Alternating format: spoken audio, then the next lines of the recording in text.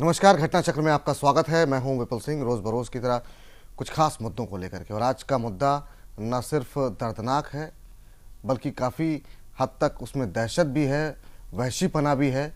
आइए पहले आज के एजेंडे को समझते हैं, फिर इस चर्चा को आगे बढ़ाते हैं। तमाम पैनलिस्ट से इस मुद्दे पर चर्चा करते हैं। पेशावर में आतंकियों का दिखा घिनौना चेहरा, स्कूल में मचाया कोहराम, 126 बच्चों समेत 130 लोगों का किया कत्लेआम। नवाज ने आतंकियों के खिलाफ जनता का मांगा साथ, दुनिया भर में हमले की निंदा। और झारखंड में आखिरी चरण के मतदान के लिए रैलियों का रेला, राहुल गांधी बुधवार को करेंगे रैली। मुख्यमंत्री हेमंत ने झोंकी ताकत, बुजुर्ग शिबू सोरेन ने भी थामा मोर्चा। बीजेपी भी सेंध लगाने को है तैयार। दो खास एजेंडे जिस पे हम चर्चा करेंगे, लेकिन सबसे पहले बात पड़ोसी मुल्क पाकिस्तान के पेशावर शहर में हुई एक दर्दनाक हादसा, एक दहशतगर्द का हादसा। जिस तरीके से वहां पर सुबह से लगातार खबरें आ रही थी और ये आंकड़ा अब तक जो पहुंच रहा है वो करीब 130 के पार पहुंच चुका है। और मासूम बच्चों को जिस तरीके से निशाना बनाया गया है और बाकायदा जिम्मेदारी ली गई है तहरीके तालिबान की तरफ से, और कहा गया कि जिस तरीके से नॉर्थ वजीरिस्तान में पाकिस्तान आर्मी ऑपरेशन कर रही है उसका ये रिटेलिएशन है। वो भी चाहते थे कि ये दर्द को महसूस करें। आखिर में इन सब चीज़ों का हल क्या है? क्या ये वक्त आ गया है कि दुनिया के सभी मुल्क मिलकर के आगे चल के अब आतंकवाद के खिलाफ एकजुट होकर के इसको समाप्त करने के लिए जुट जाएं? इस तमाम मुद्दों पर बातचीत करने के लिए तमाम पैनलिस्ट हमारे साथ मौजूद हैं। हमारे साथ दिनेश सिंह जी हैं, नेता भारतीय जनता पार्टी के। हमारे साथ आरसी वाजपेयी साहब हैं, रक्षा विशेषज्ञ। हमारे साथ मौजूद हैं आलोक कुमार, वरिष्ठ पत्रकार। पुष्पेंद्र कुलशेष जी हमारे साथ वरिष्ठ पत्रकार मौजूद हैं। हमारे साथ दिलीप के सिंह मौजूद हैं, वरिष्ठ पत्रकार, ग्रुप एडिटर जैन टीवी। सबसे पहला सवाल दिलीप जी, ये दर्दनाक हादसा, आप झारखंड में लगातार पॉलिटिकल कवरेज कर रहे हैं, ये दर्दनाक हादसा आपने सुना होगा। कितना बड़ा खतरा ये दुनिया के लिए है कि जिस तरीके से होस्टेज बना करके लगातार छोटे छोटे मासूम बच्चों को निशाना बनाया गया, 12-13 साल के बच्चों को खड़ा करके गोली से उड़ा दिया गया। कैसे देख रहे हैं आतंकवाद की इस घटना को, टेररिज्म के इस अटैक को? सबसे पहले से इसे कंडेम किया जाना चाहिए और कड़े से कड़े शब्दों में। लेकिन इस वक्त हालांकि ये सही वक्त नहीं है कि जब हम ये बात पाकिस्तान को कहें कि आपने जो बीज बोया आज वो फल आपको काटना पड़ रहा है। ये वो समय नहीं है। लेकिन पाकिस्तान के आर्मी रन स्कूल में अगर ये हुआ है तो पाकिस्तान के जो फौजी हैं वो उनके लिए और उनकी सोच, उनको सोचने के लिए मजबूर, ये अटैक जो है मजबूर करेगा कि आतंकवाद ना किसी धर्म का है, ना किसी मुल्क के फेवर में है, ना किसी समाज, ना किसी वर्ग, ना किसी सरहद, किसी के लिए भी आतंकवाद अगर हो सकता है। आज पाकिस्तान को असल में ये पीड़ा, पाकिस्तान के उन फौजियों को पीड़ा उनको महसूस हो रहा होगा और इस वक्त हम उनके साथ हमें खड़ा होना चाहिए। ये ठीक है, जो ये दहशतगर्दी है उसका हमें मुकाबला करने के लिए पाकिस्तान का जो भी हम समर्थन हमें करना चाहिए। लेकिन ये वक्त है पाकिस्तान के लिए इंट्रोस्पेक्शन का। चलिए, इस बीच एक सवाल मैं वाजपेयी साहब आपसे करना चाहूंगा। रक्षा विशेषज्ञ के तौर पे आप तमाम तरीके से एनालिसिस कई चीज़ों का करते रहे हैं।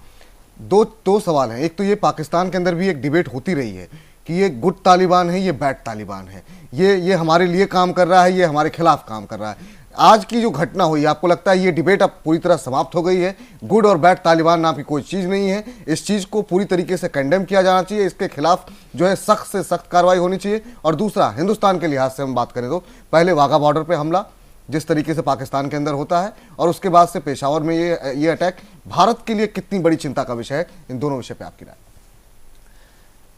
तालिबान न तो कोई गुड तालिबान है, न बैड तालिबान है। तालिबान है, न उनका कोई रूप है, न रंग है। उनका केवल एक धर्म जो मानते हैं वो कि अशांति फैलाना, हत्या करना लोगों की। इस प्रकार से बर्बरतापूर्ण ढंग से जिस उन्होंने नशा हत्या की बच्चों की, एक बड़ी सोचने का विषय है। और किस प्रकार से इस आतंकवाद से निपटना है पूरे विश्व को, केवल पाकिस्तान को ही नहीं। भले ही उनकी क्रिएशन हो, इसके चर्चा बाद में की जाएगी, मगर आज आतंकवाद के संदर्भ में जो निश्चय करना है कि पूरे विश्व के जितने भी राष्ट्र हैं सबको एकजुट होकर के इस आतंकवाद से निपटना है।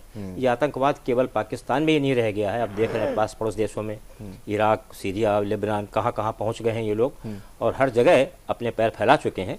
हमको भी धमकी दे चुके हैं ये लोग कि हाँ, हम यहाँ पर भी अपना अड्डा बनाए हुए हैं, और जिस प्रकार से और संगठन जो यहाँ काम कर रहे हैं, यहाँ के बच्चे जिस प्रकार से बाहर भेजे जा रहे हैं, ये एक अपने में बड़ी चिंता का विषय है। और इस पर सभी दलों को उससे ऊपर उठ करके देश की सुरक्षा के लिए प्रयास करने होंगे, विचार करना होगा। और जिस प्रकार से आज हमारे जो अलग अलग मत वाले और विचार वाले जितनी पार्टियां हैं, ये सब अपने भेदों को भूल करके एकजुट हो करके सरकार की, अपने राष्ट्र के जो और भी, चाहे वो सुरक्षा विभाग हो, नागरिक भी इसमें अपना योगदान देना उनके लिए बहुत ज़रूरी है।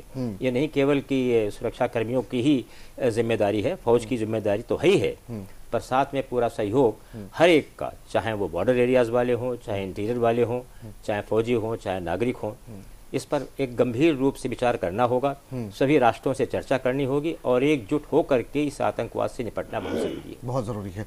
आपसे जानना चाहेंगे पुष्पेंद्र जी, आप लंबे समय तक जो है पाकिस्तानी मीडिया में काम करते रहे हैं, अभी भी कर रहे हैं, वहाँ की तमाम अंदरूनी हालात को आप समझ रहे हैं, और आज दिन भर हम सुबह से ही आपसे लगातार चर्चा भी कर रहे हैं क्या कुछ स्थितियां, परिस्थितियां, और आपसे बातचीत के दौरान ये लगातार ये आंकड़ा बढ़ता हुआ दिखाई दिया है। अब लगभग ये ऑपरेशन समाप्त हो गया है, 6 के 6 आतंकी को मार दिया गया है, और अब कहा यह जा रहा है कि काउंटर स्ट्राइक भी की जा रही है वजीरिस्तान के कुछ इलाकों में पाकिस्तानी सेना की तरफ से। आप कैसे देख रहे हैं, क्या कुछ स्थितियां, परिस्थितियां बदली, और जिस तरीके से आर्मी स्कूल में सबसे सुरक्षित माना जाता है, वहां पर यह हमला करके क्या संदेश देना चाहता था तहरीके तालिबान?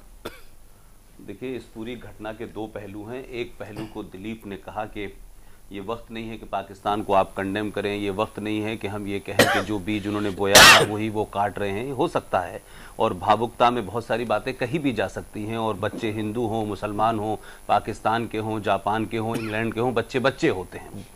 लेकिन इससे आगे बढ़ के बात होनी चाहिए। ये बात ठीक है कि ये एक बड़ी बर्बर हत्या की है, जिस तरीके से उन्होंने किया, इस पे तमाम जितने भी शब्द डिक्शनरी में हो सकते हैं, जितने भी अल्फाज हो सकते हैं, उनका इस्तेमाल होना चाहिए। लेकिन जब हम ये तमाम सारी बातें करते हैं तो ये भी हम भूल जाते हैं कि जो अभी वाजपेयी जी कह रहे थे कि दुनिया के सारे राष्ट्रों को मिलकर के सोचना चाहिए। सवाल ये है कि अगर कोई आतंकवाद फैला रहा है तो आप उसके खिलाफ कार्रवाई कर सकते हैं, लेकिन ये पूरी दुनिया में अपने आप में एक मिसाल है कि एक राष्ट्र जो है उसकी फॉरेन पॉलिसी और उसके अपने इंस्टीट्यूशन का एक हिस्सा है आतंकवाद। आतंकवादी कहीं से हथियार इकट्ठे कर ले, किसी भी सरकार के खिलाफ लड़ने लगे, सरकार उनसे लड़ने में कामयाब और नाकामयाब हो सकती है, लेकिन जब सरकार ही आतंकवाद को प्रोत्साहित करे तो उस सरकार और देश के खिलाफ कार्रवाई पूरे देश मिलकर तो नहीं करेंगे। उस सरकार की पॉलिसी का हिस्सा है आतंकवाद। कभी उनको वो आतंकवाद इसलिए अच्छा लगता है कि वो चेचेनिया में कर रहा है, कभी हर्षेगोविनिया में कर रहा है, कभी चाइना के अंदर कर रहा है। तो सवाल मेरा कहने का यह है कि आज की जो स्थिति है उसमें 2 बातें और बता दूं जो एक कंफ्यूजन भारत में भी फैला हुआ है जी। ये जो बरसक रोड है जिसपे ये स्कूल बना हुआ है जी, जी, जी। ये जीटी रोड से मात्र 3 किलोमीटर की दूरी पे है, वो जीटी रोड जो कलकत्ता तक जा रही है जी। और इसके ऊपर 4 बड़े स्कूल हैं। फ्रंटियर मॉडल स्कूल है जी, मॉडल स्कूल है, पेशावर मेडिकल कॉलेज है और आर्मी पब्लिक स्कूल है।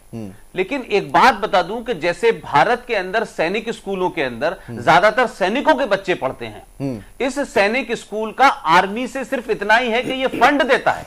90% इसमें बच्चे सिविलियंस के पढ़ते हैं। इन लोगों ने सिर्फ इसलिए कि इस पे आर्मी लिखा था, इसमें ये अंदर चले गए हैं। लिहाजा आर्मी से बदला लेने की बात जो कह रहे हैं वो उनको अब बाद में समझ में आई होगी कि इसमें आर्मी के बच्चे नहीं पढ़ रहे, आर्मी के जो फौजी जो कार्रवाई कर रहे हैं, जिसका बदला लेने की बात कह रहे हैं, वो बच्चे इसमें नहीं पढ़ रहे, इसमें तमाम आम आदमी पढ़ रहे हैं। चलिए कुछ शायद दिलीप जी वहां से कुछ ऐड करना चाह रहे हैं, उसका एक ब्रेक का भी वक्त हो गया है। दिलीप जी अब बात संक्षेप में रखिए, उसका एक छोटा सा कमर्शियल ब्रेक लेना है।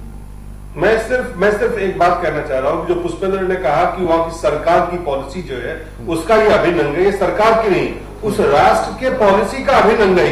आतंकवाद is a state policy of Pakistan, not a policy run by the government of Pakistan.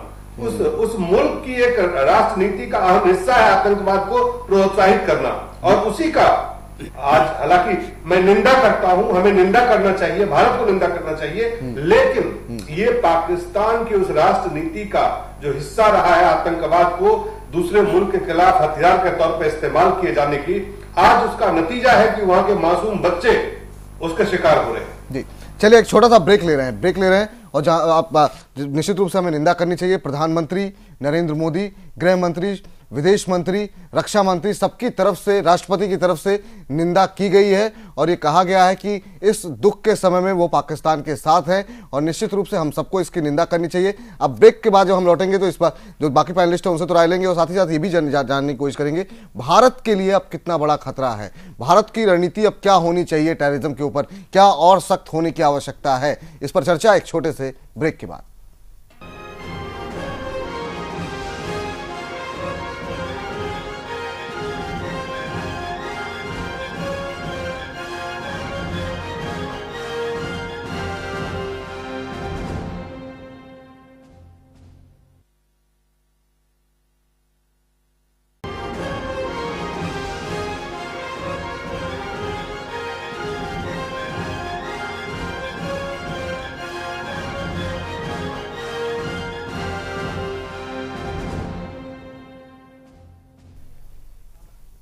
घटना चक्र में ब्रेक के बाद आपका स्वागत है। ब्रेक के पहले हम बात कर रहे थे जिस तरीके से आतंक का एक घिनौना चेहरा पड़ोसी मुल्क पाकिस्तान के पेशावर में नजर आया, जहां गोलियों से छोटे छोटे मासूम बच्चों को भेज दिया गया। तमाम माता पिता के बयान आ रहे हैं और कुछ ने ये कहा कि जब मेरा बच्चा सुबह स्कूल जा रहा था, ड्रेस पहने हुआ था, तो ऐसा लग रहा था कोई सपना जा रहा है। अब इस ताबूत जो हमारे सामने लाया गया, इसका क्या करेंगे हम? सभी के मन में अपने बच्चों के लिए तमाम भावनाएं होती हैं, छोटे भाई बहनों के प्रति भावनाएं होती हैं। निश्चित रूप से इसकी जितनी निंदा की जाए शायद इसके लिए शब्द नहीं होगा कि जब हम अपने बच्चों को स्कूल भेजते हैं कुछ सपनों के साथ, कुछ उम्मीदों के साथ, लेकिन एक 12 घंटे के अंदर, 10 घंटे के अंदर अगर वो सपने इस तरीके से टूट करके, छलनी होकर के आपके सामने पड़े हों तो इसकी निंदा कैसे की जाए और इससे कैसे निपटा जाए इस तरह की स्थितियों से। तमाम पैनलिस्ट हमारे साथ बने हुए हैं। हमारे साथ संजीव कुमार जी अब जुड़ चुके हैं, नेता कांग्रेस के। दिनेश सिंह जी हमारे साथ मौजूद हैं, नेता भारतीय जनता पार्टी के। आरसी वाजपेयी साहब हमारे साथ लगातार बने हुए हैं, रक्षा विशेषज्ञ। आलोक कुमार जी हैं, वरिष्ठ पत्रकार। पुष्पेंद्र कुलशेष जी हमारे साथ वरिष्ठ पत्रकार हैं। दिलीप के सिंह भी हमारे साथ लगातार बने हुए हैं, वरिष्ठ पत्रकार और ग्रुप एडिटर एजेंट टीवी के। आलोक जी, आप कैसे देख रहे हैं इस तरह की स्थिति को? और ये ऐसी स्थिति नहीं है, पाकिस्तान के अंदर लगातार इस तरह की आतंकी घटनाएं कई सारी हुई हैं, लेकिन मासूमों को निशाना शायद इस तरीके से पहली बार टारगेट किया गया है। कैसे इसे देखा जाए और कैसे निपटा जाए इस तरह की स्थितियों से? विपुल, कुछ समय मेरा वक्त ऐसा भी गुजरा जब मैं टेररिज्म के एक्सपर्ट्स लोगों से बात करता रहता था और उस वक्त में कुछ बातें ऐसी आई थी जैसे कि उन्होंने एक कोई स्टडी है जिसमें कहा जाता है कि टेररिज्म के फेज हैं और एक फेज ऐसा आता है कि टेररिज्म खुद ब खुद एलिमिनेट हो जाता है। ये जम्मू कश्मीर के संदर्भ में कहा गया था। आखिर कितनी चढ़ाई चढ़ेगा टेररिज्म, कितनी हत्याएं लेगा, कितनी खून लेगा, और उसके बाद थक हार करके इंसानियत ही बचता है धरती पर, और ताकि ये सिलसिला आगे चलता रहता है। तो आप बच्चों के मौत की बात का अगर जिक्र करें, आप देखें तो एक हिस्सा है, हिटलर एक समय बढ़ता आया और जिस समय गैस चैम्बर में ले जाकर के उसने बच्चों की आहुति लगाई, उसके बाद हिटलर इस दुनिया के परिप्रेक्ष्य से हट गया, खत्म हो गया। तो मैं बिल्कुल आशावादी तरीके से बता रहा हूं। ऐसे ही बोस्निया में हुआ, वहां पे बच्चों की कत्लगाह बनाया गया, वहां ये हुआ। अब ये जो लगातार हम एक भयभीत स्थिति में जी रहे थे, सिडनी में कोई किडनैप कर ले रहा है, कहीं कुछ कर रहा है, भारत में लगातार बात हो रही थी कि बराक ओबामा आ रहे हैं और कहीं भी कुछ भी हो सकता है, तो हम दहशत में थे। और ये दहशत में रखने वाला जो एलिमेंट था, जाहिर तौर पे इंसानियत का दुश्मन है। अब ये किसी मुल्क में हो, कहीं से भी हो, लेकिन एक फेज में बढ़ रहा था, लगातार दुनिया को एक आगोश में ले रहा था, और इससे बुरे तरीके से आगोश में नहीं लिया जा सकता है। जब आप एक सपने को, जैसा आपने बता रहे थे कि लोग बता रहे हैं कि कोई भी बच्चा सपना होता है और उसी के हवाले आपको दुनिया करनी है, और उस दुनिया जिसके हवाले आपको ट्रांसफॉर्म करना है, जहां पहुंचाना है, उसे आप हटा रहे हो, इसका मतलब आपके चढ़ने की सीढ़ी खत्म हो रही है और ये पीक पर आ गया। ऊपर के सिरे को लगभग आप समझ लिए शून्य का। और मैं बिल्कुल आशावादी तरीके से कह रहा हूं कि जिन टेररिस्टों ने ये वाकये को, हादसा को तब्दील किया है, उसके माता पिता रहे होंगे और एक बचपन को पार करके वहां पहुंचा होगा। इसके अलावा कई टेररिज्म के पोषक लोग जिनके घर में बच्चे हैं, उनकी नजरों, उन बच्चों की आंखों में वो देख रहे होंगे कि अगर इन्हीं की जिंदगी को खत्म करनी है, इन्हीं की आंखों की मासूमियत को खत्म करनी है, तो आखिरकार कौन सा संसार बनाने जा रहे हैं आप?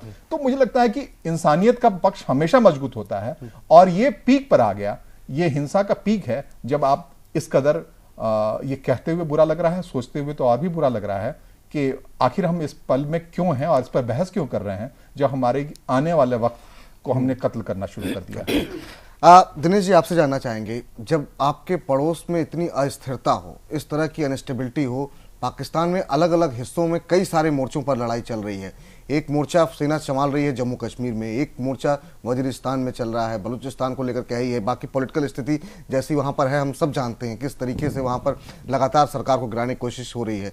ऐसे में हिंदुस्तान के लिए, जहाँ पड़ोसी मुल्क में इतनी अस्थिरता और इस तरह की घटनाएं लगातार हो रही हैं, क्या स्ट्रेटजी होनी चाहिए इंडिया की अब? कि क्या भारत को कोशिश करनी चाहिए वहाँ पे स्टेबिलिटी लाने की? क्या भारत को अपना सिक्योरिटी मैनेजमेंट इस तरीके का मजबूत बनाना चाहिए कि ताकि, क्योंकि हमारी बॉर्डर बहुत खुले हुए हैं, नेपाल का बॉर्डर है, बांग्लादेश का बॉर्डर है, आप हर समय वहाँ पर बैलेंसेस नहीं लगा सकते हैं। ऐसे में भारत के लिए कितनी चिंता की बात है? निश्चित तौर पर देखिए, चुनाव के समय में ही, जब भारतीय जनता पार्टी चुनाव में थी, उस समय हम कह रहे थे कि हम अपने बॉर्डर को सील करेंगे, क्योंकि हमेशा से बात ही कि कभी कोई देश चला आता है, कभी कोई देश सर उठा के चला आता है, और उसी का परिणाम है आज इस कृत्य की जितनी निंदा की जाए मुझे लगता है उतना कम है। ये मानवता के खिलाफ, और मुझे लगता है इससे ज्यादा कायरतापन और कोई हो ही नहीं सकता। और एक चीज और भूल जी, आप किसी बबुल के पेड़ को लगाइए और आम के फल की उम्मीद करिए, मुझे लगता है नहीं। आज लोग कह रहे हैं कि नहीं, हमको पाकिस्तान के खिलाफ ऐसा कुछ नहीं बोलना, लेकिन आप मुझे बताइए कि भारत को के प्रॉक्सी वार को लेकर जो कट्टरवाद को पाकिस्तान ने बढ़ावा दिया था, आज उसी का परिणाम है। या कहिए कि सोवियत संघ को जिस तरह से मात देने के लिए उन्होंने एक जमात बनाई थी जिसको तालिबान कहते हैं, आज उसी का परिणाम है। आज सिर्फ भारत ही नहीं संकट से जूझ रहा है। हम जब कहते थे कि आतंकवाद एक बहुत बड़ी समस्या है, तब लोग मानने को शायद कम लोग तैयार होते थे, कुछ देश थे जो नहीं मानते थे, लेकिन जब घटनाएं उनके यहां हो रही है तो आज सारे लोग इस मुद्दे को मान रहे हैं। और भारत के प्रधानमंत्री आज जिस भी देश में जा रहे हैं, पहला मुद्दा होता है आतंकवाद का। अगर आज हिंदुस्तान से आतंकवाद समाप्त हो जाए, आतंकवाद की घटनाएं समाप्त हो जाए, तो मुझे लगता है कि हिंदुस्तान से मुकाबला करने में किसी भी क्षेत्र में कोई देश सक्षम नहीं होगा। ये समय आ गया है, ये वक्त आ गया है कि पाकिस्तान को भी आत्मसमीक्षा करने का। आप जिस तरह से हम लोग कहते थे बार बार ना, जिस तरह से ISI उनको सपोर्ट करती थी, जिस तरह से भारत के खिलाफ आप उनको उकसाने का काम करते थे, बॉर्डर पार कराने का काम करते थे, ये तो एक ना एक दिन होना ही था। लेकिन आज जो मासूमों के साथ हुआ, मुझे लगता है कि मानवता पर इससे बड़ा और कोई कलंक नहीं हो सकता है। तो निश्चित तौर पर पाकिस्तान को सोचना चाहिए।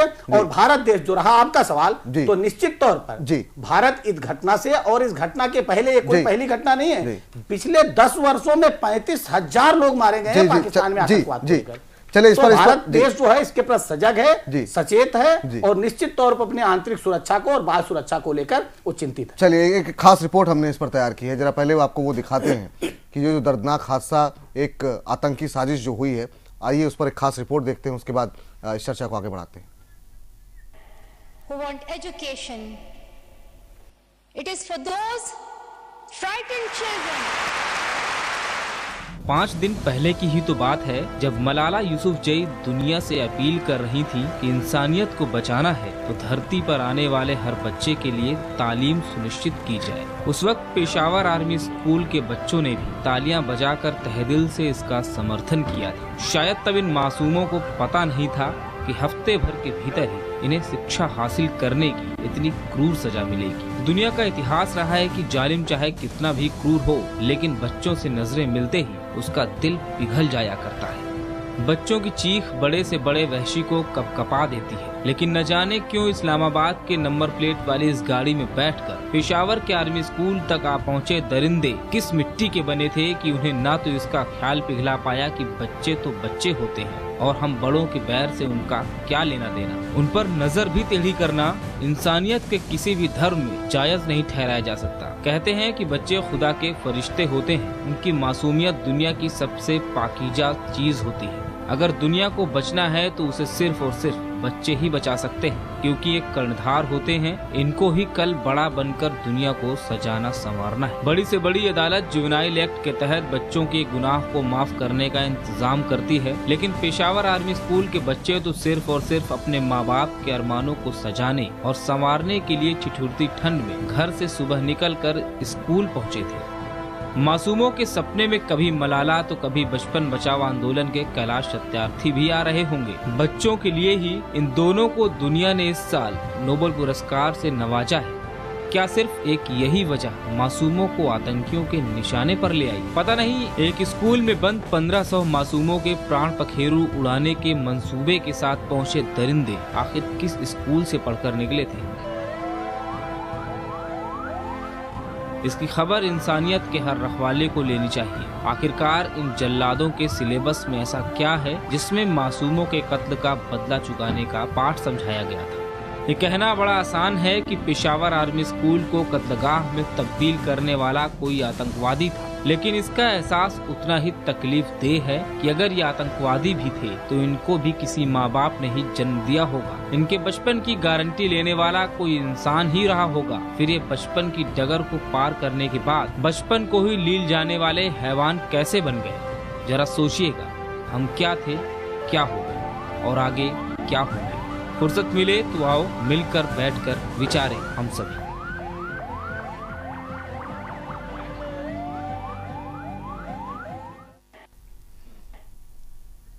देखिए, आपने हमारी एक खास रिपोर्ट पेशावर में उस हमले को सोच करके भी रोए खड़े हो जा रहे हैं। जरा कल्पना कीजिए उन लोगों के दिमाग में चल क्या रहा होगा जब इतने छोटे मासूम बच्चों पर वो बर्बरतापूर्वक गोलियां चला रहे होंगे, और वो बच्चे शायद ये सवाल भी नहीं पूछ सकते उनसे कि आखिर में उनकी गलती है क्या। तमाम पैनलिस्ट हमारे साथ लगातार बने हुए हैं। संजीव जी हमारे साथ जुड़े हैं। संजीव जी से एक रिएक्शन लेते हैं। संजीव जी, बहुत निंदनीय घटना है, कैसे देखा जाए इसे? अगर पाकिस्तान की, क्या आपको लगता है कि पाकिस्तान आर्मी की तरफ से कुछ चूक हुई? जिस इस पूरे मामले को किस तरीके से हैंडल किया गया, शायद कुछ बेहतर तरीके से हैंडल करते तो कैजुअलिटीज थोड़ी कम होती। ये देखिए, उनका सबसे पहले तो मैं ये बोलूँगा कि बच्चे तो बच्चे होते हैं। इनका एक कहते हैं कि जो खुदा का फरिश्ता जो होता है उनमें पाया जाता है। खुदा मतलब खुदा उसको कहते हैं, बसते हैं। अब ये आर्मी से चूक हुई कि पाकिस्तान गवर्नमेंट से चूक हुई कि पाकिस्तान पुलिस से चूक हुई, ये तो पाकिस्तान वाले ही बताएंगे। लेकिन हाँ, ये इनिशिएटिव उनको पहले लेना चाहिए था कि इतने सारे हत्याएं वो कर गए छोटे छोटे बच्चों को। ये बहुत, दुनिया में इससे शर्मसार घटना और कुछ दूसरा नहीं हो सकता है। इसको हम जितनी भी भर्त्सना करें वो बहुत कम होगी। मतलब कि एक जो कहते हैं ना कि किसी को दिल को छू जाना, किसी के भी हर इंसान के अंदर में एक दिल को छू गया है। ऐसा लग रहा है, कह रहे इसने क्या कर दिया, इस तरीके के सभी को फीलिंग आ रही है, सबको महसूस हो रहा है इससे ज्यादा। लेकिन हाँ, जहां तक पाकिस्तान आर्मी की सवाल है, ये पहले पाकिस्तान को खुद सोचना चाहिए था, आज से नहीं। हिंदुस्तान शायद वर्षों से परेशान है इस चीज को लेके। अभी हमारे मित्र भाई ने बोला कि काटो, बोओगे बबूल तो क्या काटोगे, कांटे ही मिलेंगे। वो हाल आज पाकिस्तान का हो गया है। कहीं नहीं रह गया। उनकी खुद की स्थिति ऐसी हो गई कि भारत के साथ पूरा मानसिकता गलत फैला के, इनके जैसे हाफिज सईद हो गए, दाऊद हो गए। जी। अभी से भी मैं पाकिस्तान को एक ही संदेश देना चाहता हूं कि अभी से भी कम से कम सुधरे। और आतंकवाद उनके देश में हो चाहे हमारे देश में हो, आतंकवाद होता है। इनका कहीं भी कोई किसी से लेना देना नहीं होता है, कोई परिवार से लेना देना। आज उन्होंने ये करके दिखा दिया कि हम किसी के नहीं हैं, चाहे विश्व में किसी भी वाजपेयी साहब से एक रिएक्शन लेते हैं। वाजपेयी साहब, ये पूरा ऑपरेशन आपने देखा, क्या आपको लगता है इसे हैंडल करने में थोड़ी सी चूक हुई? क्या इसको थोड़ा और बहुत कॉशियस तरीके से हैंडल करना चाहिए था, या आपको कोई इस तरह की चूक हुई? इतनी आसानी से स्कूल के अंदर आतंकी पहुंच जाते हैं, और अगर भारत के अंदर इस तरह की घटना हो तो हम इसके लिए कितने तैयार हैं? क्या स्ट्रेटजी होनी चाहिए? स्ट्रेटजी आप क्या सजेस्ट करेंगे? पहली चूक तो वही हुई जहां इंटेलिजेंस इन्फॉर्मेशन इनके पास नहीं थी।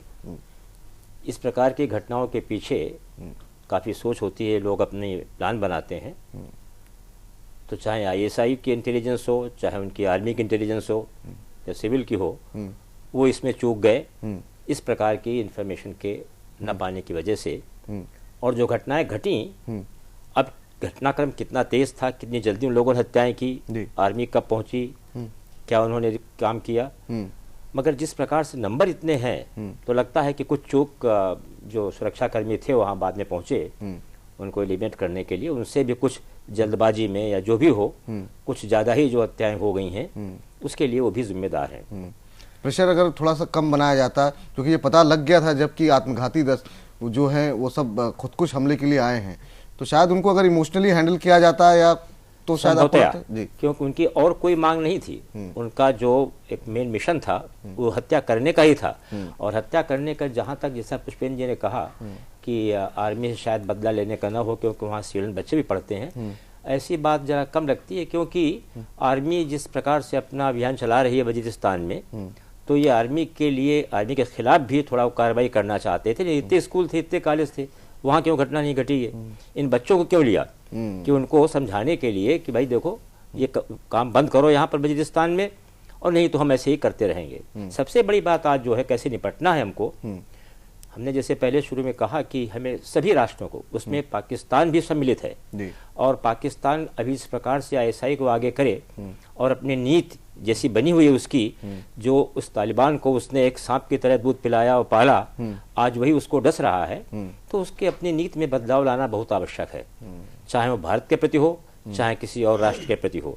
जब तक बदलाव नहीं आएगा, उस तरह से पालते रहेंगे, तो उनको तो वो डसेंगे ही, पास पड़ोस में और जगह भी उनसे परेशानियां होती रहेंगी। हमें हमारे यहाँ पर 26/11 की घटना हुई, कई बार तमाम पार्लियामेंट पे हमले हुए और हमले हुए, तो हमें अपना जो इंटेलिजेंस वो तंत्र है वो मजबूत करना बहुत आवश्यक है। और हमें, चाहे वो कारगिल कहो, चाहे कहीं और कहो, कितनी घटनाएं घटती हैं, और इंटेलिजेंस की कमजोरी की वजह से ही ऐसी घटनाएं घटती हैं। बॉर्डर पर आप कितनी फेंसिंग कर लीजिए, इतना बड़ा बॉर्डर हमारा जो है उस पर कवर नहीं किया, हाँ कवर नहीं किया सकता। तो जितनी जो आजकल की टेक्नोलॉजी है, इलेक्ट्रॉनिक्स है, उसका भी हमें प्रयोग करना पड़ेगा। चलिए दिलीप जी हमारे साथ जुड़ चुके हैं फिर से। दिलीप जी, आपसे जानना चाहेंगे, अब भारत के लिए जो बड़ी चुनौती है, आपको लगता है क्या ये बड़ी चुनौती है कि जो हमारे मॉल्स हैं, कॉलेजेस हैं, तमाम ऐसे संस्थान हैं, वहाँ पर सिक्योरिटी बढ़ाई जाए, और या फिर क्या हम इसके लिए तैयार हैं कि इस तरह की सिचुएशन अगर भारत के अंदर अगर होती है तो उसको हैंडल कैसे किया जाए ताकि कैजुअलिटीज कम से कम हो? नहीं, मुझे लगता है ये सवाल जो है इसको हमने पहले भी देख चुके हैं कि 26/11 के बाद क्या हुआ और क्या। इसमें 3-4 अहम पहलू हैं।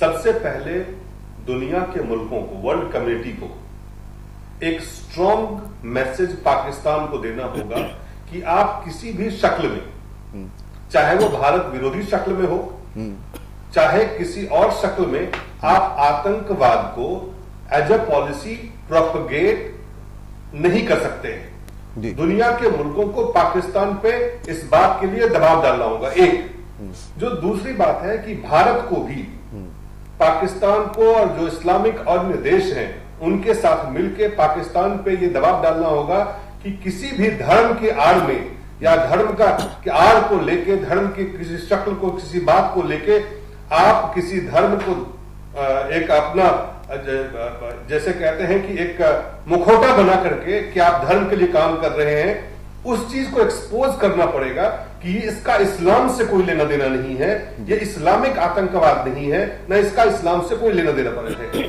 तीसरी बात, दुनिया में जितने भी मुल्क हैं जहां मुसलमान रहते हैं, उनके तमाम वर्ल्ड लीडर्स को, मुस्लिम वर्ल्ड लीडर्स को, मुस्लिम जो देश है उन नेताओं को, पूरे दुनिया के मुसलमानों को इसके खिलाफ उठ के पहले खड़ा होना होगा कि ये इस्लाम विरोधी है और इस तरह के इस्लाम विरोधी ताकतों को वो कहीं पे भी पनाह नहीं देंगे। और चौथी बात जो आपने आखिरी सवाल जो बात कि भारत कैसे इससे निपटे, भारत सिर्फ सरकार के स्तर पे नहीं, मुझे लगता है नागरिक के स्तर पे और जो सामुदायिक स्तर पे ऐसे चीजों को जो धर्म के शक्ल में, कभी किसी शक्ल में जो लोग उसको पनाह पा लेते हैं, या धर्म की शक्ल में वो अपने आप को दिखाते हैं कि वो धर्म के लिए काम कर रहे हैं, ये धर्म का नहीं अधर्म का काम है। इस बात को लेके जागरूक न सिर्फ करना है बल्कि उनको दिखाना है कि देखिए इसका घिनौना किस तरह का चेहरा है। चलिए एक छोटे से ब्रेक के लिए मुझे लगता है वहां से इसकी लड़ाई की शुरुआत होनी चाहिए। तो 4 बातें हैं, वर्ल्ड प्रेशर पाकिस्तान के ऊपर, भारत को पाकिस्तान के खिलाफ हमेशा सचेत रहना, चौथा जो दुनिया के मुसलमान हैं उनको खड़ा होना पड़ेगा, और चौथा दुनिया को ये बताना होगा कि ये इस्लामिक टेररिज्म नहीं है, ये इस्लाम को बदनाम करने वाले या उसके शक्ल में कुछ ऐसे लोग हैं जो उनके आड़ में अपना धंधा चला रहे हैं, इस धंधा को बंद करना होगा, चाहे वो किसी राष्ट्र की नीति क्यों नहीं हो। निश्चित रूप से जो है तमाम रूप से इसके हल के रूप में सोचना चाहिए। 4-5 विकल्प आपने बताए और तमाम निश्चित रूप से सबको मिलकर इस बारे में सोचना चाहिए। जैसा जो बातें आपने कही, एक बात आलोक जी ने कही कि हर चीज का एक सैचुरेशन पॉइंट होता है। ये शायद ये सैचुरेशन पॉइंट है कि अब छोटे मासूम बच्चों को भी बख्शा नहीं जा रहा है। उसी उम्मीद के साथ इस मुद्दे को समाप्त करते हैं कि जल्द ही इसका कोई हल होगा और सख्ती के साथ जो लोग ऐसे लोगों को पनाह देते हैं वो भी ऐसे लोगों से सख्ती के साथ निपटेंगे और इस पूरी समस्या का निदान होगा और पूरे विश्व से आतंकवाद जैसे शब्द को हटाना होगा, टेररिज्म जैसे शब्द को हटाना होगा। फिलहाल एक छोटे से ब्रेक के लिए रुक रहे हैं, ब्रेक के बाद बात करेंगे झारखंड चुनाव की।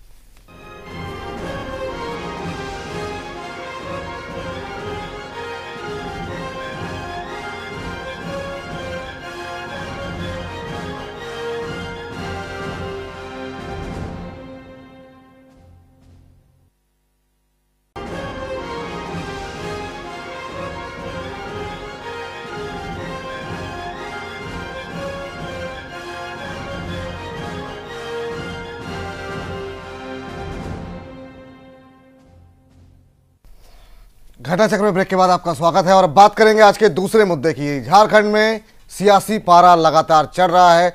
20 तारीख को अंतिम चरण के मतदान होने हैं। कोई पार्टी कोई कसर छोड़ना नहीं चाहती है। इस सिलसिले में कल प्रधानमंत्री मोदी पहुंचे थे, अब आज हेमंत सोरेन ने रैली की है। लगातार जो है अपनी तरफ से प्रयास कर रहा है कैसे अपने पक्ष में वो लोगों को आकर्षित करे। तमाम पैनलिस्ट हमारे साथ बने हुए हैं। हमारे साथ संजीव कुमार जी हैं, नेता कांग्रेस पार्टी के। हमारे साथ दिनेश सिंह जी हैं, नेता भारतीय जनता पार्टी के। आलोक कुमार जी हमारे साथ वरिष्ठ पत्रकार मौजूद हैं। हमारे साथ पुष्पेंद्र कुलशेष जी हैं, वरिष्ठ पत्रकार। दिलीप के सिंह हमारे साथ मौजूद हैं, वरिष्ठ पत्रकार और ग्रुप एडिटर जैन टीवी के। दिलीप जी, शुरुआत आपके साथ करते हैं। आप लगातार रोज वहां पर तमाम रैलियां देख रहे हैं, तमाम लोगों से मिल रहे हैं, जो मतदाता है उससे भी बातचीत कर रहे हैं। सवाल अब यह है कि महज 3 दिन बाकी रह गए हैं। अब इन 3 दिनों में हर पार्टी 48 घंटे जी 48 घंटे बाकी रह गए हैं। इन 48 घंटे को हर पार्टी मैक्सिमम यूटिलाइज करना चाहेगी। किस तरीके से आप देख रहे हैं कि अब वहां पर अग्रेशन बढ़ रहा है और क्या कुछ ग्राउंड रिपोर्ट कह रही है? देखिए, आपने कहा तमाम पार्टियां, दल तो यहाँ वाकई कई हैं। Jharkhand Mukti Morcha, Bharatiya Janata party, Congress party, JVM जो है, इसके अलावा कम्युनिस्ट पार्टी, कई पार्टियां हैं। लेकिन असल में अब जो लड़ाई है यहाँ पे संथाल परगना में, वो जो किला है 5वें चरण में, जो आखिरी चरण भी है, और आखिरी रैली करके प्रधानमंत्री नरेंद्र मोदी झारखंड के संथाल परगना में उन्होंने 2 रैलियां की, एक दुमका में और एक बरहेट के पास पटना में, और दोनों जगह से मुख्यमंत्री दोनों सीटों से चुनाव लड़ रहे हैं। और ये महज संयोग है या ये प्रधानमंत्री या भारतीय जनता पार्टी के तरफ से रणनीति का हिस्सा है, ये अभी आप दर्शक पे छोड़ दें, जो वहां के लोग हैं वो निर्णय करें। लेकिन यहां जो लड़ाई है असल में वो तमाम पार्टियों के बीच में नहीं है, वो भारतीय जनता पार्टी और झारखंड मुक्ति मोर्चा के बीच में है। झारखंड मुक्ति मोर्चा को अपना किला बचाना है और भारतीय जनता पार्टी को अगर सत्ता चाहिए झारखंड में तो इस किला को फतेह करना है। ये 2 स्थिति है यहाँ पे। यहाँ पे तमाम पार्टियां, अब कांग्रेस पार्टी की अगर हम बात करें, कांग्रेस पार्टी चुनाव नहीं लड़ने के बराबर है। यहाँ कुछ व्यक्ति हैं, कुछ उम्मीदवार हैं, ऐसे हैं जो अपने बलबूते यहाँ पे चुनाव लड़ रहे हैं। वही हालत जेवीएम और अन्य पार्टियों का भी है। असल में पार्टी के तौर पे भारतीय जनता पार्टी और झारखंड मुक्ति मोर्चा आमने सामने है, और यहाँ पर जो सीटें मिली हुई है उन सीटों को बचाने के लिए झारखंड मुक्ति मोर्चा अपने पूरे दम से, अपने पूरे जोर से, जैसे कह रहे हैं, लगी हुई है। अपने पूरे तमाम चीज, जैसे आप कहते हैं, तमाम संसाधन के साथ झारखंड मुक्ति मोर्चा और बीजेपी के बीच में इस वक्त मुकाबला हो रहा है। प्रधानमंत्री खुद उतर के आ रहे हैं, 1 नहीं 2 रैलियां कर रहे हैं संथाल परगना में। तो आप इससे समझ सकते हैं कि ये जो लड़ाई है जी किस तरह की लड़ाई है। तो एक तो पक्ष ये है जी, दूसरा इसका पक्ष है कि रैली तो एक पहलू है कि प्रधानमंत्री ने रैली की, उन्होंने 9 विधानसभा क्षेत्रों के लोगों से वहां पे आए, 2 लाख से ज्यादा की वहां भीड़ थी, जन सैलाब था, बहुत ही अभूतपूर्व रैली थी। लेकिन उसके ठीक विपरीत अगर आज की रैली को हम देखें, जो आज हेमंत सोरेन ने पाकुड़ में एक रैली की, वहां पे जिस तरह से छोटे से इलाके में जितने लोगों का भीड़ आया, तो कोई भी पार्टी ऐसी नहीं है कि कहीं पे भी एक दूसरे को पछाड़ने में नहीं लगे हुए हैं, एक दूसरे को पछाड़ने में लगे हुए हैं। लेकिन जो रैली है वो एक पक्ष है, जो इसका दूसरा पक्ष है वो है दिन के रैली के बाद रात में जो तमाम काम किए जाते हैं। और झारखंड में रात की जो रैली के बाद जो नुक्कड़ बैठकें होती है, जो गुप्त बैठकें होती हैं, जिनमें तमाम सेटिंग्स जिसको कहते हैं कि अपना पैठ लोगों के बीच में बनाना, मतदाताओं के बीच पहुंचना, उससे उनसे संपर्क साधना, उनको समझाना कि क्या उनके लिए ये जो अंदर की बातें पूरी रात जो चलती रहती है, तो 48 घंटे में तो चुनाव प्रचार खत्म हो जाएंगे, लेकिन ये 4 दिन है अभी, 17, 18, 19, 3 दिन बेसिकली 20 को चुनाव भी मतदान शुरू हो जाएंगे। लेकिन इस 72 घंटे के अंदर में जो कुछ होना है वो असल में रैली के बाहर अब लड़ाई जो है बूथ मैनेजमेंट तक जा रहा है। अब लड़ाई जो है रैली से निकल के एक एक मतदाताओं को कैसे अपने पक्ष में, जो आपके मतदाता हैं उसको तो बांध के रखना ही है, उसको तो समझा के रखना ही है, जो फ्लोटिंग मतदाता है, जो इधर उधर है, उसको कैसे अपने पक्ष में लाना है, उसके लिए तमाम, जैसे कहते हैं, साम दाम दंड भेद, तमाम तरह की कोई भी हथकंडे नहीं है जो राजनीतिक दल इस वक्त नहीं अपना रहे हैं। आलोक जी, संथाल परगना क्षेत्र माना जाता है गढ़ जेएमएम का, और बीजेपी इस बार पूरी ताकत, पूरी कोशिश में लगी हुई है कि इस गढ़ में जो है वो सेंध लगाए, और जेएमएम पूरी कोशिश में लगी है कि उसका गढ़ बचा रहे। ऐसे में किस तरीके से आप देख रहे हैं चीज़ों को? तमाम मुद्दे हैं, तमाम समस्याएं हैं। कल भी हमने जो पाकुड़ में एक जनसभा की थी, लोगों के पास तमाम दिक्कतें हैं, वो तमाम अपनी इतना लंबा शासन के बावजूद जो है वहाँ लोगों की समस्याएं समाप्त नहीं हुई हैं। क्या मुद्दे रहने वाले हैं, क्या कुछ होने वाला है? विपुल, दिलीप जी संथाल परिणाम में है, इसलिए ज्यादा समझ रहे होंगे, लेकिन जो मैं बताऊं एक बड़ी बात कि झारखंड प्रदेश बना सिर्फ इसलिए कि संथाल परगना में झारखंड प्रदेश बनाने के लिए एक आंदोलन हुआ, और इस आंदोलन का नेतृत्व झारखंड मुक्ति मोर्चा ने किया। ये उन दिनों की बात है जब बिहार का हिस्सा हुआ करता था, और झारखंड से झारखंड बनाने की मांग को लेकर के एक पार्टी का उदय हुआ था, और वो पार्टी छोटा नागपुर के हिस्से में नहीं पनप पा रही थी। सिर्फ और सिर्फ जो 16 सीटों के चुनाव हो रहे हैं 20 तारीख को, इन्हीं इलाकों में उसका गढ़ था। 18 सीट अमूनन आया करते थे बिहार विधानसभा में, और 18 लोगों के हवाले से बिहार की पूरी राजनीति को नाकोदम कर दिया था शिबू सोरेन ने। वो वक्त था और कांग्रेस पार्टी की सरकार होती थी, और उसका विरोध हुआ करता था कि नहीं, नो झारखंड, नो झारखंड। और इस लिहाज से वहां के लोगों में, पर्टिकुलरली आदिवासियों के अंदर में, जो झारखंड मुक्ति मोर्चा के अध्यक्ष हैं, सुप्रीमो हैं शिबू सोरेन, उनका एक भगवान तुल्य स्थान है। दिसाम गुरु कहते हैं लोग इज्जत के साथ। तो गढ़ है, वाकई गढ़ है, और उस गढ़ में अगर भारतीय जनता पार्टी बाद के दिनों में जाके सेंध मारने में सफल हुई है, काफी जगहों पर, तो इसके लिए आप सोच सकते हैं कि कितनी जद्दोजहद करनी पड़ी होगी भारतीय जनता पार्टी को। पारंपरिक तौर पर वो कांग्रेस का सीट रहा होता था, जिसे भारतीय जनता पार्टी ने बड़े आसानी से रिप्लेस कर दिया। संजीव जी हैं, बताएंगे क्या कमियां रही थी जिसकी वजह से भारतीय जनता पार्टी बड़े आसानी से वहां पहुंच गई। लेकिन एक और बात बताऊं कि शिबू सोरेन की छवि बहुत हद तक भारतीय आदिवासियों के अंदर भारतीय जनता पार्टी जिस हिंदुत्व को लेकर जाती है उससे मिलती जुलती छवि है, इसलिए वहां के आदिवासियों को तोड़ना बड़ा मुश्किल है। भारतीय जनता पार्टी विशुद्ध तौर पे अपने हवाले तोड़ ले, और इस कारण भी नहीं तोड़ सकती क्योंकि अब तक जो इतिहास रहा है झारखंड बनने के 14 सालों का, उसमें कई मौके ऐसे आए हैं जब शिबू सोरेन भारतीय जनता पार्टी के पाले में खड़े नजर आए हैं। और राज्यसभा तक जब बुरे दिन आए थे, दुमका से लोकसभा चुनाव वो हार गए थे, तो इसी भारतीय जनता पार्टी ने उठाकर उन्हें राज्यसभा पहुंचाया था, और बाद में सरकार भी बनाई थी। और हेमंत सोरेन जो आज मुख्यमंत्री हैं, उनको सत्ता का पहला स्वाद भारतीय जनता पार्टी की सरकार ने ही उप मुख्यमंत्री बनाकर के चखाया था। इसलिए वहां के लोगों में, जनता में, दोनों पार्टी तो आजमाइश दिखा रही कि हम आपस में लड़ रहे हैं, और ये, लेकिन लोग जान रहे हैं वहां कि आखिर ये लड़ाई जो है कैसा दिखावी है और क्या है, क्योंकि सियासत में जो होता है वो होता है। तो इसको मुकम्मल तौर पे लोगों के जेहन में उतारना दोनों दलों के लिए बड़ी मुश्किल हो रही है। दिलीप जी बता रहे हैं, वाकई दो ही वहां लड़ाई में है, और ये झारखंड मुक्ति मोर्चा कैसे लोगों को समझा पाए कि मैं भारतीय जनता पार्टी के साथ नहीं जाऊं, उससे अलग हूं जी, और भारतीय जनता पार्टी कैसे लोगों को कह पाए कि स्थिर सरकार देने के लिए सिर्फ और सिर्फ तुम्हें भारतीय जनता पार्टी को वोट देना है। ये दोनों दलों की एक सबसे बड़ी समस्या है। सबसे बड़ी समस्या है। संजीव जी, अभी आपने दिलीप जी को सुना जो लगातार लोगों से बात कर रहे हैं, देख रहे हैं वहां पर ग्राउंड पे। आलोक जी हैं, सबका एक कहना है कि लड़ाई जो है वो द्विपक्षीय हो गई है। कम से कम संथाल परगना के अंदर ऐसी स्थिति दिखाई दे रही है। इतनी बड़ी पार्टी आपकी, इतना सब कुछ, आप एक तो इतना बड़ा गठबंधन आपने बनाया, उसके बावजूद भी अगर आपकी मौजूदगी दर्ज नहीं हो रही है और लोग उसे नोटिस नहीं कर पा रहे हैं, कमी कहाँ मान रहे हैं आप ये कैसे कर सकते हैं कि लोग नोटिस नहीं कर पा रहे हैं? नहीं, वहां पे तमाम राजनीतिक लड़ाई जो द्विपक्षीय जो बता रहे हैं, लड़ाई वहां पे संथाल परगना में त्रिपक्षीय लड़ाई है। कल राहुल गांधी जा रहे हैं, उसकी रैली से लोगों को फिर पता लग जाएगा, जैन टीवी पे देखिएगा। हाँ, वो तो खैर पता चलेगा, लेकिन वहां जो लड़ाई है त्रिपक्षीय लड़ाई चल रही है। एक तरफ झारखंड मुक्ति मोर्चा है, शिबू सोरेन, एक तरफ से बीजेपी कांग्रेस, और एक तरफ जेबीएम भी है। आप जेबीएम को भी नहीं नकार सकते हैं, ऐसा नहीं कि हम जेबीएम को नेगलेक्ट करके चल सकते। लेकिन अभी क्या स्थिति बन रही है कि वहां पे ये जो आदिवासी हैं, जो लोग वहां पे जो ट्राइबल्स हैं, ये सबको परख लिए हैं। बीजेपी को भी देख लिया, झारखंड मुक्ति मोर्चा को भी देख लिया, बाबूलाल मरांडी को भी देख लिया, वो भी सीएम, झारखंड के पहले सीएम थे। देख तो आपको भी लिया, आप ही तो हम पूरी तरह से सत्ता में वहां पे नहीं आए, हम सरकार तो चलवा ही रहे हैं, नहीं संभाले हैं वहां पे।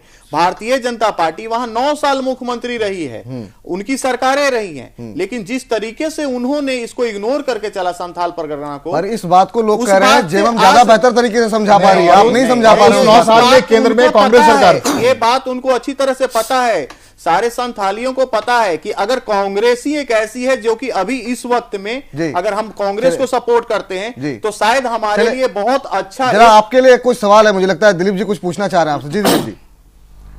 नहीं, मैं कुछ पूछना नहीं चाहता हूं उनसे, सिर्फ ये कहना चाहता हूं, राजेंद्र सिंह जी कांग्रेस पार्टी के तरफ से ही मुख्यमंत्री हेमंत सोरेन के मंत्री, उसमें कैबिनेट में मंत्री है मेरे ख्याल से वो जी, और उसमें कह रहे हैं कांग्रेस के प्रवक्ता की सरकार में नहीं है। नहीं, सरकार में है, हम ऐसे नहीं बोल रहे, मैं ये नहीं बोल रहा हूँ सरकार में नहीं है, मैं ये कह रहा हूँ कि राजेंद्र सिंह जी हैं, लेकिन मुख्यमंत्री तो कोई और है, ऐसा नहीं है। हम उनके सपोर्ट में हैं, ऐसा नहीं हम एक साथ में हैं सरकार में, लेकिन जो सत्ता मुख्यमंत्री को जिस तरीके से एक सीएम का दायित्व होता है कि संथाल परगना को और उस जिले को जो महत्व देना, उन्होंने उस तरीके से काम नहीं किया। स्टूडियो में बैठे हुए हैं, उनको पता नहीं है कि जमीन पे कांग्रेस की यहाँ क्या स्थिति है। विपुल जी, कांग्रेस दिलीप सबसे बड़ी पार्टी आज कहां सिमट के आ गई है, ये संजीव जी शायद स्टूडियो से ये भाषण दे सकते हैं, लेकिन जब जमीन पे आएंगे तो पता चलेगा उनकी पार्टी कहां पे है। इसलिए उस पर मैं टिप्पणी इसलिए नहीं करना चाहूंगा कि ये बेहतर होगा कि संजीव जी जमीन पे उतर के आके देखें। फिलहाल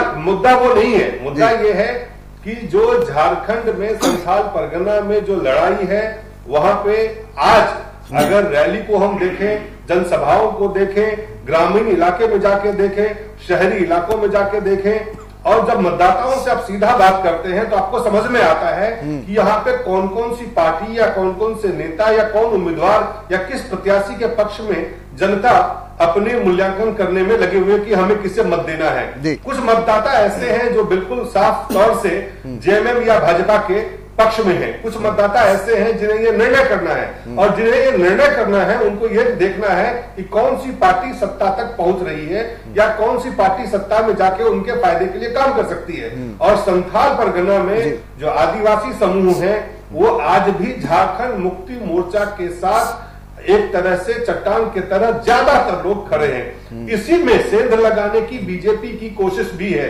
कल अगर नरेंद्र मोदी के हवाले से उन शब्दों का मैं आपको बताऊं, उन्होंने कहा संथाल परगना में कि आप जिसको प्यार देते हैं, जिस नेता को आपने इतना प्यार दिया है, अगर घर में कोई बिगड़ जाए तो उसको सजा देनी चाहिए और 5 साल के लिए छुट्टी करना चाहिए। उन्होंने ये नहीं कहा, सीधा उन्होंने हमला नहीं बोला। उनको, नरेंद्र मोदी को भी ये पता है कि ये संथाल परगना है, ये आदिवासी बाहुल क्षेत्र है, यहाँ जो गुरुजी हैं उनके लोग कितने उनको चाहने वाले हैं, तो किन शब्दों का चयन भी जो है बहुत महत्व रखता है। और उन शब्दों के चयन से ये साफ दिखता है कि वो जानते हैं कि इस इलाके में आप शिबू सोरेन पे सीधा हमला बोल के, शिबू सोरेन पे हमला बोल के आपको लाभ नहीं हो सकता है। इसीलिए उन्होंने मतदाताओं को कहा कि आप इनको ठीक करिए, इनको आप ठीक करेंगे, 5 साल में अगर इनको सत्ता से बाहर रखेंगे तो ये हो सकता है बेहतर हो जाए। तो मुझे लगता है कि जो शैली है, जो लड़ाई है, जो सोच है, अब दिनेश जी एक क्लोजिंग रिमार्क आप दीजिए, किस समय देखिए, जनता अपना वहां मन बना चुकी है, और जो आप कह रहे हैं कि अंतिम चरण है, अंतिम लड़ाई है, तो आज भारतीय जनता पार्टी की तरफ से अर्जुन मैदान में है, इसलिए पता है कि अंतिम द्वार को कैसे तोड़ना है। तो झारखंड के इस संथाल परगना के द्वार को भी तोड़ेंगे भारतीय जनता पार्टी। कौन तोड़ता है? जो इसका फैसला 23 तारीख को होगा। बहुत बहुत शुक्रिया संजीव कुमार जी, इस पूरी चर्चा में जुड़ने के लिए। दिलीप जी आपका भी बहुत बहुत शुक्रिया, आलोक जी आपका भी बहुत बहुत शुक्रिया, पुष्पेंद्र जी बहुत बहुत धन्यवाद आपका भी, और दिलीप जी आपका भी बहुत बहुत शुक्रिया इस पूरी चर्चा में शामिल होने के लिए। अब 23 तारीख को जब पेटियां खुलेंगी ईवीएम की, अपने आप फैसला हो जाएगा, ज्यादा दिन का इंतजार नहीं है, लेकिन तब तक क्या कुछ होगा आप जैन टीवी पर देखते रहिए। हर बड़ी खबर लगातार, घटनाचक्र में इतना ही। तमाम बड़ी खबरों के लिए देखते रहिए जैन टीवी। नमस्कार।